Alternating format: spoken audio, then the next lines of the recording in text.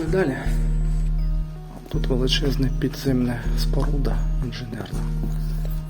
Я навіть не знаю як. Насос.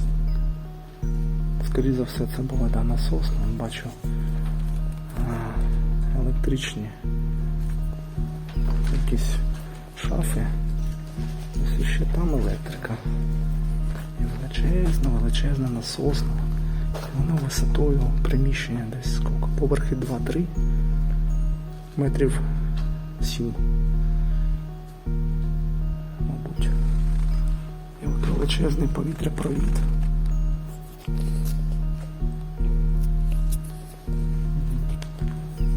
Система кондиціонування можливо. Але це не точно.